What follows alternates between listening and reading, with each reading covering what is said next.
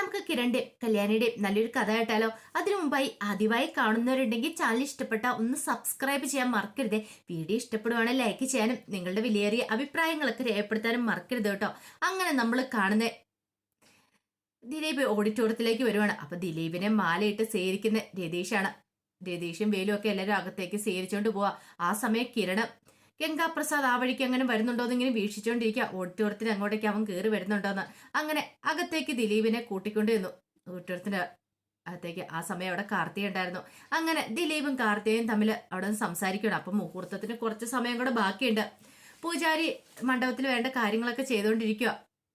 ആ സമയം ദിലീപ് കാർത്തിയോട് ചോദിച്ചു, നിനക്ക് ടെൻഷൻ ഉണ്ടോന്ന് ചോദിച്ചു. അത് കേട്ട് കഴിഞ്ഞപ്പോൾ കാർത്തിക പറഞ്ഞു, ടെൻഷൻ ഉണ്ടോന്ന് ചോദിച്ചാ എനിക്ക് ടെൻഷൻ ഉണ്ട്, കാരണം അവൻ ദുഷ്ടനാ, ഏത് നിമിഷം വേണമല്ലോ ഇങ്ങോട്ടേക്ക് വരാന്ന് പറഞ്ഞു. ദിലീപ് പറഞ്ഞു, അതൊന്നും ഓർത്ത് പേടിക്കണ്ട, ഈ ഓഡിറ്റോറിയത്തിന് ചുറ്റും നമ്മുടെ ആൾക്കാരുണ്ട്, പിന്നെ പോരാത്തതിന് പോലീസ് അവനെ സെർച്ച് ചെയ്യുന്നുണ്ട്, ഒരു കാരണവശാലും അവൻ ഇങ്ങോട്ടേക്ക് കയറി വരാൻ പറ്റില്ല എന്ന് പറഞ്ഞു. കാർത്തിക പറഞ്ഞു, എത്രയും പെട്ടെന്ന് വിവാഹം നടന്നാൽ മതിയെന്ന് എനിക്കിപ്പോൾ പ്രാർത്ഥനയുള്ളൂ.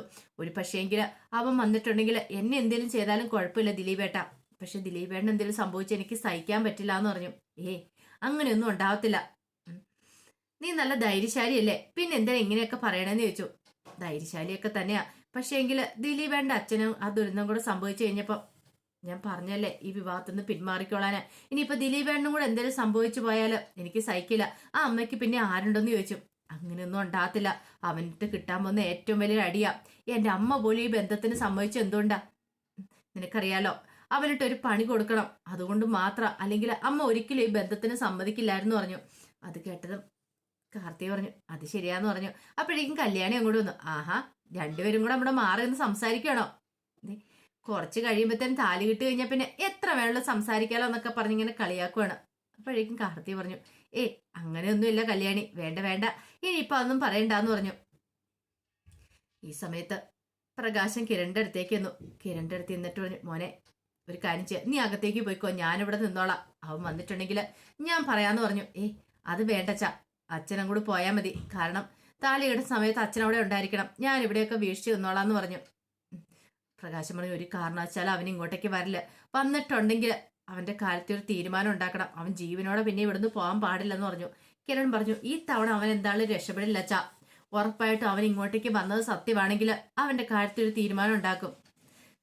പ്രകാശിന് ടെൻഷനുണ്ട്, കാരണം ഓഡിറ്റോറിയത്തിലേക്ക് വന്ന സമയത്ത് ഒരുത്തൻ ബൈക്ക് വന്ന് പാഞ്ഞു പോയിട്ടുണ്ടായിരുന്നു. കിരണിനോട് അതിനെക്കുറിച്ച് സംസാരിക്കുകയും ചെയ്തു. ഒരുപക്ഷെ അത് ഇനി ഗംഗാപ്രസാദിന്റെ ചാരനാണെങ്കിൽ കാർത്തി മോളുടെ കല്യാണം എന്നുള്ള കാര്യം അവൻ അറിയും, അങ്ങനെ അറിഞ്ഞിട്ട് ഞാൻ അടങ്ങിയിരിക്കില്ല, ഇങ്ങോട്ടേക്ക് വരിക തന്നെ ചെയ്യും. കിരൺ പറഞ്ഞു, വരട്ടെ അച്ഛാ, അവൻ വരട്ടെ, അവന് വേണ്ടിയിട്ട് നമ്മൾ കാത്തിരിക്കുമല്ലേ, അങ്ങനെ വന്നാലല്ലേ നമുക്ക് അവന്റെ കഥ കഴിക്കാൻ പറ്റുള്ളൂ. സുഖമായിട്ട് കാർത്തിക്കും ദിലീപിനും ഇനി ജീവിക്കണമെങ്കിൽ അവനില്ലാതാവണം, അവന് കെട്ടടങ്ങിയാൽ മാത്രമേ അവർക്ക് നല്ല സന്തോഷത്തോടെ ജീവിക്കാൻ പറ്റുള്ളൂ, അല്ലെങ്കിൽ വീണ്ടും അവൻ ഓരോന്നൊക്കെ ഒപ്പിച്ചുകൊണ്ട് വരത്തില്ലെന്ന് ചോദിച്ചു. പ്രകാശം പറഞ്ഞു, അത് ശരിയായിട്ടുള്ള കാര്യമെന്ന് പറഞ്ഞു. പിന്നീട് പ്രകാശനം കൂടെ പോകുമ്പോഴത്തേനും ഭാനുമതി മുത്തശ്ശി അങ്ങോട്ട് വന്നു. ഭാനുമതി മുത്തശ്ശി വന്നിട്ട് പറഞ്ഞു, എടാ മോനെ, കാർത്തിമോളുടെ മുഖത്ത് അത്ര വലിയ സന്തോഷമൊന്നും കാണുന്നില്ല, ആകെപ്പാടെ ഒരു വിഷമമുണ്ടെന്ന് പറഞ്ഞു. അമ്മ അതൊന്നും ഓർത്ത് വിഷമിക്കേണ്ട, ഇപ്പൊ ഇത്തിരി സങ്കടമൊക്കെ കാണും, പക്ഷെ നല്ലൊരു ജീവിതമല്ലേ അവൾക്ക് കിട്ടാൻ പോകുന്നേ, നന്നായിട്ട് അവൾ ജീവിക്കുക തന്നെ ചെയ്യും, ആ കാര്യത്തിൽ എനിക്ക് ഉറപ്പുണ്ടെന്ന് പറഞ്ഞു. അതെ, ഈ കിരൺ മോനെ പോലെ തന്നെ നല്ലൊരു മോനാ ദിലീപും, അല്ലെങ്കിൽ പിന്നെ കല്യാണത്തിന് സമ്മതിക്കുമായിരുന്നോ? അവന്റെ സ്ഥാനത്ത് വേറെ ഏത് ചെറുപ്പക്കാരാണെങ്കിലും ഒരു പക്ഷെ കാർത്തിയെ വേണ്ടെന്ന് പറഞ്ഞാലും മരണഭയം അതെല്ലാവർക്കും ഉണ്ടല്ലോ, അവനൊരു ആൺകുട്ടിയാ, ചുണക്കുട്ടി ആയതുകൊണ്ട് മാത്രം കാർത്തിയുടെ കഴുത്ത് താലി ആർത്താന്ന് പറഞ്ഞിരിക്കുന്നത്. പ്രകാശം പറഞ്ഞു, അത് ശരിയാ, എന്റെ മോള് ചെയ്ത് പുണ്യം അത്, എന്റെ മോൾക്ക് ഇങ്ങനെ ഒരു ചെറുപ്പക്കാരനെ തന്നെയാ വേണ്ടത്, ഉറപ്പായിട്ടും അവൻ അവളെ പൊന്നുപോലെ നോക്കുമെന്ന് എനിക്ക് ഉറപ്പുണ്ട്, ഇനി അവനൊന്നും സംഭവിക്കാനൊന്നും പോകുന്നില്ലമ്മേ, ആ ഗംഗാപ്രസാദ് വന്നാലും അവന്റെ കാര്യം തീർക്കാനായിട്ട് ഇവിടെ ഞങ്ങളെല്ലാരും ഉണ്ടല്ലോ. ഇത് കേട്ടപ്പോ ഭാനുമതിയമ്മ പറഞ്ഞു, എന്റെ കയ്യിലെങ്ങാനും കിട്ടുവാണെങ്കിൽ അവനെ തീർത്തിട്ട് ഞാൻ ജയിലിൽ പോകും, ഇനിയിപ്പം ഞാൻ എത്ര കാലം എന്ന് വെച്ചാൽ ഇരിക്കണേ, ഒരു നല്ല കാര്യം ചെയ്തിട്ട് ജയിലിൽ പോയി കിടക്കുന്നതിനും ഒരന്തസ്സൊക്കെ ഉണ്ടല്ലോ എന്ന് ഇങ്ങനെ പറഞ്ഞു. ആ സമയം വേലുവിന്റെ അടുത്തേക്ക് അമലു വന്നു. അമലു വന്നിട്ട് പറഞ്ഞു, അല്ല വേലുവേട്ടാ, ഇന്ന് അവൻ ഇങ്ങോട്ടേക്ക് വരുമോന്ന് ചോദിച്ചു. അറിയത്തില്ല അമലു, വരുവാണെങ്കിൽ അവനെ എനിക്കൊന്ന് കാണിച്ചു തന്നാൽ മതി വേലുവേട്ടാ, എന്റെ അച്ഛന്റെ കരച്ചില് എന്റെ കാതുകളിൽ ഇപ്പോഴും ഉണ്ട്, അവനെ ഞാൻ വെറുതെ വിടില്ല, അവനെ ഞാൻ തീർക്കുമെന്ന് പറഞ്ഞു. വേലു പറഞ്ഞു, അതിനുള്ള അവസരം നിനക്ക് ഞാൻ തരുവോ? അവനെ കിട്ടിക്കഴിഞ്ഞാൽ ഞാൻ അവനെ ഇഞ്ചിഞ്ചായിട്ട് തീർക്കുള്ളൂ, എൻ്റെ എളിയിൽ ഇപ്പോഴും ഞാനൊരു കടാര തിരികിയിട്ടുണ്ട് അവനെ തീർക്കാൻ വേണ്ടിയിട്ട്. എവിടെ നിന്നാണെങ്കിലും അവനെ ഞാൻ കുത്തി വീഴ്ത്തത്തോളൂ. ഞാൻ എറിഞ്ഞിട്ടാണെങ്കിലും അവനെ ഞാൻ വീഴ്ത്തും. അവനെ ഞാൻ പിന്നെ ഇവിടെ ജീവനോടെ വിടത്തില്ല. അവന് വേണ്ടിയിട്ടാണ് ഞാൻ ഇങ്ങോട്ടേക്ക് വന്നിരിക്കുന്നത്. ഇത്രയും നാളും നമ്മൾ നാട്ടിൽ വന്ന് ജീവിച്ച എന്തിനാ? അവനെ തീർക്കാൻ വേണ്ടിയിട്ടല്ലേ, ഒരവസരത്തിനായിട്ട് കാത്തിരിക്കുമല്ലേ എന്നൊക്കെ പറഞ്ഞു. അപ്പോഴേക്ക് രതീഷ് അങ്ങോട്ട് വന്നിട്ട് പറഞ്ഞു, അതെ മുഹൂർത്തത്തിന് സമയം നിങ്ങൾ ഇവിടെ നിൽക്കുകയാണോ, അങ്ങോട്ടേക്ക് വരുന്നില്ലേന്ന് ചോദിച്ചു. വേലു പറഞ്ഞു, ഞാനിവിടെ നിന്നോളാം. അവൻ ഇങ്ങോട്ടേക്ക് എങ്ങനെ വരുവാണെങ്കിൽ അവന്റെ കാര്യത്തിൽ ഒരു തീരുമാനം ഉണ്ടാക്കണമല്ലോ. അമലു നീ അങ്ങോട്ട് പോയിക്കൊള്ളാനായിട്ട് പറയാണ്. പിന്നീട് രതീഷ് പോയി കിരണിനെ വിളിക്കുന്നുണ്ട്.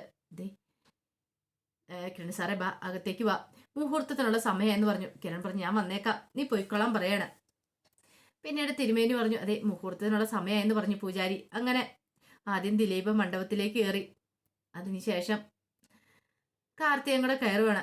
എല്ലാവർക്കും നല്ല ടെൻഷനുണ്ട്. ഈ വിവാഹം ഒന്ന് നടന്നു കഴിഞ്ഞാൽ മാത്രമേ ഒരു സമാധാനം ആകത്തുള്ളൂ. അധികം ആൾക്കാരൊന്നുമില്ല, 2 വീട്ടുകാരും പിന്നെ ദിലീപിന്റെ കുറച്ച് ഫ്രണ്ട്സും മാത്രം. അത്യാവശ്യം വേണ്ടുന്ന ആൾക്കാരൊക്കെ ഉള്ളൂ. ബാലണ്ണനും അങ്ങനെയുള്ള കുറച്ച് ആൾക്കാർ മാത്രം, അറിയാവുന്ന ആൾക്കാരെ മാത്രമാണ് ഇതിന് വിളിച്ചിട്ടുള്ളൂ. ഒത്തിരി ആൾക്കാർക്കൊന്നും അറിയത്തില്ല. ഈ പറയുന്ന ദിലീപിന്റെ ബന്ധുക്കാരോടൊന്നും പറഞ്ഞിട്ട് പോലുമില്ല. കാരണം അവർക്കൊക്കെ എതിർപ്പായിരുന്നു ഈ വിവാഹത്തിന്. അങ്ങനെ മണ്ഡപത്തിലേക്ക് കയറുന്ന സമയത്താണെങ്കിലും കാർത്തികയ്ക്ക് നല്ല ടെൻഷൻ ഉണ്ടായിരുന്നു. അതേപോലെ ഒരു ബുദ്ധിമുട്ട് രേണുവിനും ഉണ്ടായിരുന്നു. ഈ വിവാഹം നടക്കണം, എത്രയും പെട്ടെന്ന് നടക്കണം. തന്റെ മോന്റെ ആവത്തും പറ്റിക്കൂടാ. ഇതുവരെയായിട്ടും വലിയ പ്രശ്നങ്ങളൊന്നും ഇല്ലാതെ കാര്യങ്ങൾ കടന്നുപോയത്. അങ്ങനെ മണ്ഡപത്തിൽ അവർ കയറിയിരുന്നു. പ്രകാശനും കൂടെ അങ്ങോട്ട് ചെന്നു. അപ്പൊ പ്രകാശന് താലി എടുത്ത് കൊടുക്കണ്ടേ. പ്രകാശൻ ഇങ്ങനെ ഭയങ്കര സന്തോഷത്തോടെ നിൽക്കുകയാണ്. ഈ ഒരു നിമിഷത്തിന് വേണ്ടിയിട്ട് കുറെ ആഗ്രഹിച്ചിരുന്ന കാര്യമാണ്. എത്രയോ കാലങ്ങളായിട്ട് ആഗ്രഹിക്കുന്ന തന്റെ മോളുടെ വിവാഹം. ഇതിനു മുമ്പ് പലവട്ടം മുടങ്ങിപ്പോയി. എന്റെ ഭഗവാനെ, ഒരാപത്തും കൂടാതെ ഇത്തവണ ഈ വിവാഹം നടക്കണം എന്ന് മനോഹരി പ്രകാശം പ്രാർത്ഥിക്കുന്നുണ്ട്. അതുപോലെയായിരുന്നു അവിടെ നിന്ന് ഓരോരുത്തരുടെ ഉള്ളിലുള്ള പ്രാർത്ഥന. ഒരു തടസ്സങ്ങളും ഉണ്ടാവരുത്. ഇത്തരം വരെ കാര്യങ്ങൾ എത്തി. ഇനി നല്ല രീതിയിൽ തന്നെ മുന്നോട്ട് പോകണം. ഗംഗാപ്രസാദ് അങ്ങോട്ടേക്ക് വരില്ല എന്നൊരു ചിന്ത. പക്ഷേങ്കില് ഗംഗാപ്രസാദ് ഓഡിറ്റോറിയത്തിലേക്ക് വരുവാണ്.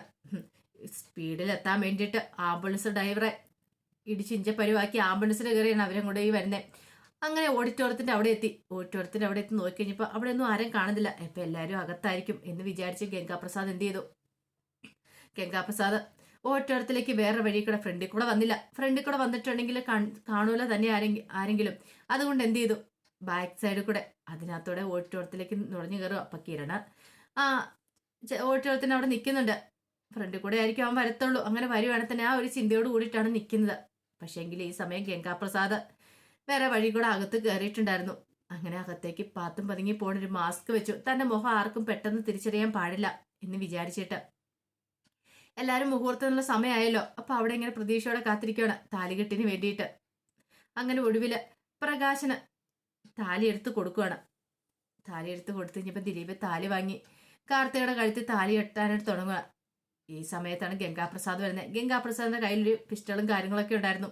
ഷൂട്ട് ചെയ്യാൻ പാകത്തിനാണ് അവൻ അങ്ങനെ വരുന്നത്.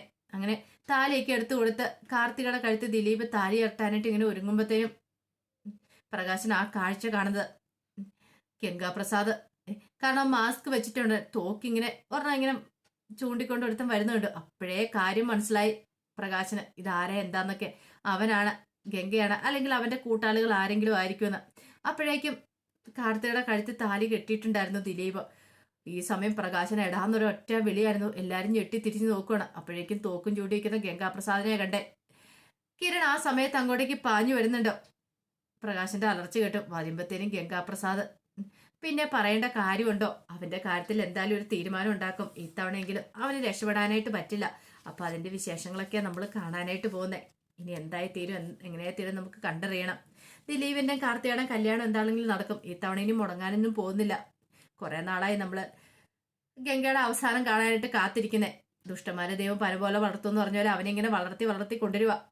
ഒടുവിൽ എന്താണെങ്കിലും അവന് പിടി വീഴുക തന്നെ ചെയ്യും. ഇത്തവണ അവന് രക്ഷപ്പെടാനായിട്ട് പറ്റില്ല. ഇനി അവനെ ആരാ തീർക്കുന്നെന്നുള്ള കാര്യത്തിലെ സംശയമുള്ളൂ. വേലുവാണോ പ്രകാശനാണോ കിരണാണോ എന്നുള്ള കാര്യത്തില്. അപ്പൊ ആ വിശേഷങ്ങൾക്കായി നമുക്ക് എല്ലാവർക്കും കാത്തിരിക്കാട്ടോ. ഒരിക്കൽ കൂടി എല്ലാവർക്കും ശുഭദിനം നേർന്നോടെ നിർത്തുന്നു. നന്ദി.